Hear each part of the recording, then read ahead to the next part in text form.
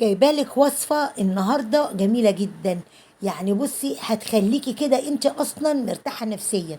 لو حد باصصلك كده بصي بنظرة مش حلوة، حد كده حاسدك، حد بيبص في عيشتك، حد بيبصلك في رزقك انت او جوزك او عيالك او اي حاجة. الوصفة دي جميلة جدا. انت عارفة هتخليكي كده مرتاحة نفسيا اقسم بالله. وريحتها تحفة، تحفة التحف يعني. عارفين ده ايه؟ ده بخور الله عليه وعلى جماله وعلى ريحته كده. لما كده كل يوم جمعة تروحي مبخرة كده وتقولي الموعظتين، او بعد المغرب كده تروحي مولعة لك حتة بخورة كده. جميل. حاجة كده بصراحة ربنا في منتهى الجمال. انا من ساعة ما عملته وانا حاسة كده، عارفين كده في راحة كده نفسيا، وفي كده ريحة جميلة كمان في قلب البيت. ده اللي نازل واللي طالع عمال يقول لي ايه الريحة اللي طالعة من شقتك دي؟ انت عاملة ريحة بخور جميلة قوي. فعلا ريحة البخور دي جميلة قوي قوي قوي. بتشيل العكسات من قلب البيت. وانت بتبخري كده. اقري الموعظتين، اقري كل هو الله احد، اقري الفاتحة. بجد هتخلي ريحتك عاطر وجميل ريحة البيت.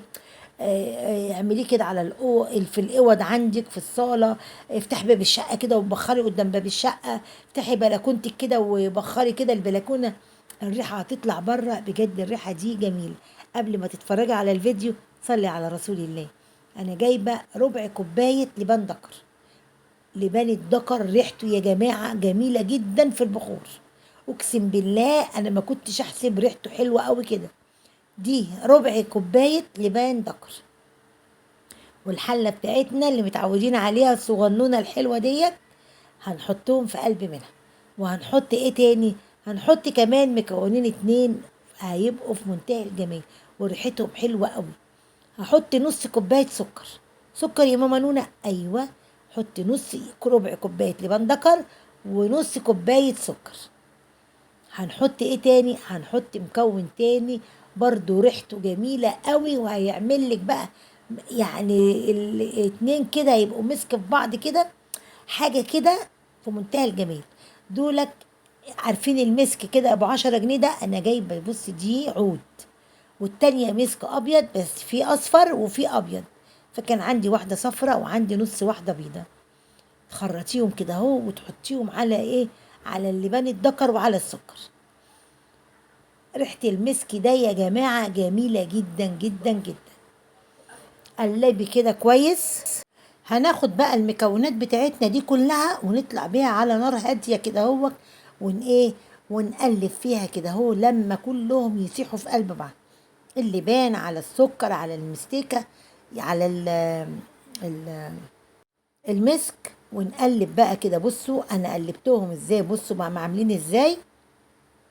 لونهم كده هيصفر كده اهو. هحطهم كده في قلب الخلاط وهحط لهم 5 6 معالق ميه بس. يعني هحط الاول 3 معالق ميه، هلاقيهم كده لسه محتاجين، فهحط كمان 3 معالق ميه. وهضربهم كده بحيث ان هم يبقوا كريمي كده تقيل. يعني انا عايزاه كده عامل زي الطحينه او اتقل من الطحينه شويه. احطهم كده اهو في قلب الخلاط. ما تخافيش على الخلاط ولا حاجه، مش هيحصل له حاجه. وهمسكهم بقى اضربهم. احط 3 معالق ميه في الاول، بعد كده هحط 3 تاني لاني هحس ان هما لسه آه يعني فيهم حبيبات كده. اضربهم كويس قوي وهقول لكم هنعمل ايه تاني. بصوا شو انا بوريكم شويه الميه اللي حطيتهم، هما مش هيزيد عن 3 معالق. وهمسك بقى كده هو هضربهم كويس في قلب الخلاط.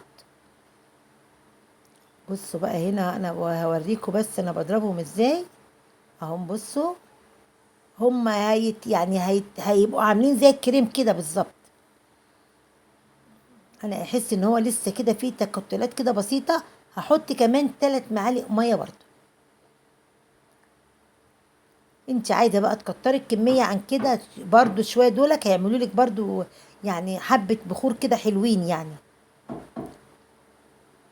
هنا اهو بصوا انا ايه هفتح كده الخلاط واحط بس حطيت 3 معالق كمان بس كده. وهضربهم بقى لحد ما احس ان هم بقوا عاملين زي المعجون كده بالظبط. هنا كده انا ضربتهم كويس. هعمل بقى ايه، هفك بقى كده الخلاط وهقول لك بقى هعمل ايه تاني. انا هنا بس ايه بحاول ان انا برضو اضربه تاني بحيث ان هو ينعم خالص، ما يبقاش فيه اي تكتلات كده، تبقى حاجات مكتله كده، لا. هنا بقى هجيب المكعبات بتاعتنا، لو عندك مكعبات سيليكون هتبقى حلوه قوي. انا ما كانش عندي مكعبات سيليكون بس جبت المكعبات بتاعت التلاجة. هنزل بقى كده اهو، هعملهم مكعبات كده صغيره. بص هو بينزل ازاي بصعوبه شويه كده اهو. بصوا انا هنزل كده، انا مش هامله المكعب كله، انا هخليه نصه كده بس، عشان طبعا ايه ما تبقى البخوره ما بتبقاش كبيره قوي يعني. كده اهو، هما هيطلعوا 5 وحدات. هنزل كده بقى شويه شويه لحد ايه ما هعمل على قد ما هيطلعوا. هما هيطلعوا 5. هنا اهو 3 كمان 4، دي كده الرابعه. فضل واحده بقى هنعملها ايه ال5. هنا بقى انا ايه هقلب بقى ديك كده وهطلعها بالمعلقه كده واعمل. هسيبهم بقى لتاني يوم، هسيبهم كده اهو لحد تاني يوم. عايزه تحطيهم مثلا في التلاجة بعد ساعه تطلعيهم وتقطعيهم ماشي. انا بصراحه ما كانش عندي وقت فحطيتهم كده ايه يعني في حته هاويه كده لحد تاني يوم.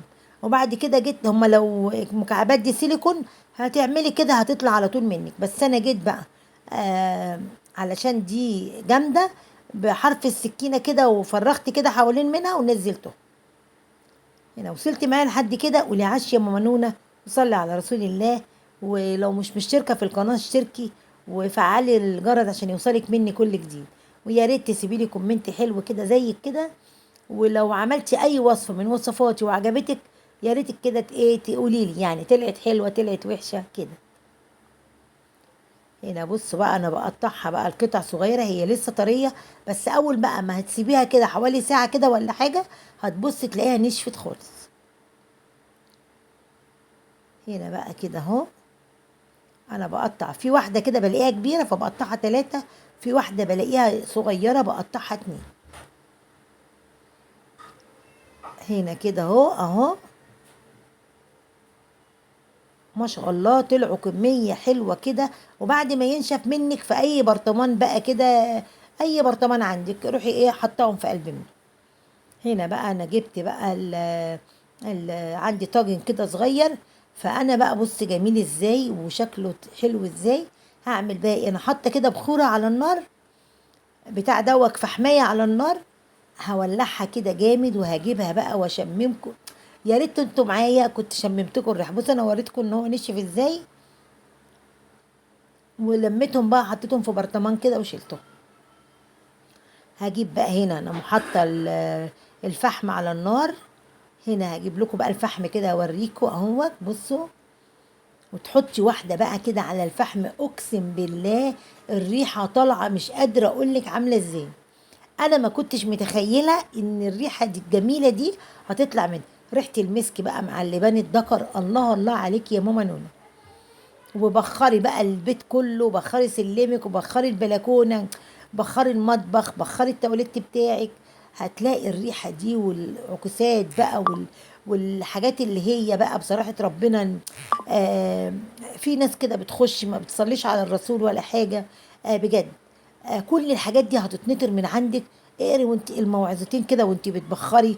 اقري قل هو الله احد، اقري الفاتحه وقولي كل اعوذ برب الناس وكل اعوذ برب الفلق و ويعني استعيذي بالله كده وانت ايه بتبخري. تنسيش تحطي اللايك، تنسيش تكتبي كومنت.